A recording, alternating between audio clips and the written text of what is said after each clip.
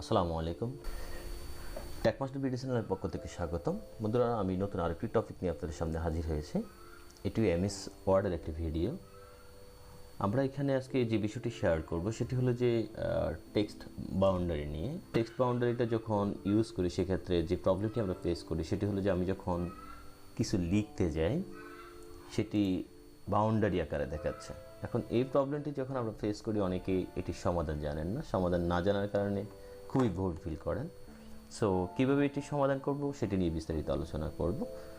বিস্তারিত আলোচনা করার আগে অনুরোধ করব, আপনি যদি আমার চ্যানেলে নতুন হয়ে থাকেন তাহলে please subscribe to my channel. আর যদি অলরেডি সাবস্ক্রাইব করে থাকেন তাহলে থ্যাংক ইউ সো মাচ। আমার চ্যানেলে MS word, excel, video editing এবং কম্পিউটার রিলেটেড অনেকগুলো ভিডিও আছে এবং আর্নিংয়ের প্রায় 19টি ভিডিও আছে। আপনি চাইলে আমার চ্যানেলটি ঘুরে আসতে পারেন। তো কথা না বাড়িয়ে শুরু করা যাক।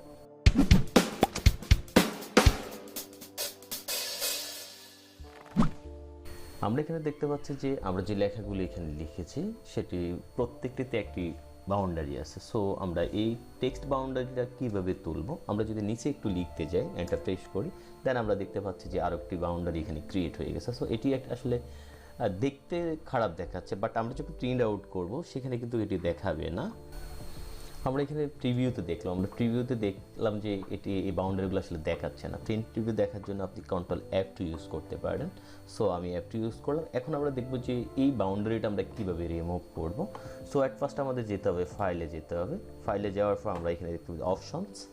আমরা অপশনসে আসবো, আমরা অ্যাডভান্সে যাব। অ্যাডভান্সে যাওয়ার পর আমরা এখানে দেখতে পাচ্ছি অনেকগুলো চেক বক্স। আমাদেরকে এখানে যেটি খুঁজতে হবে সেটি হলো টেক্সট বাউন্ডারিজ। এই যে আমরা এখানে দেখতে শো টেক্সট বাউন্ডারিজ, জাস্ট এটির যে চেক বক্স আছে, চেক বক্সের টিক মার্কটি তুলে দিতে হবে। টিক মার্ক তুলে দিলাম আমরা, দিয়ে ওকে প্রেস করলাম। ওকে প্রেস করার সাথে সাথে এটি রিমুভ হয়ে গেল।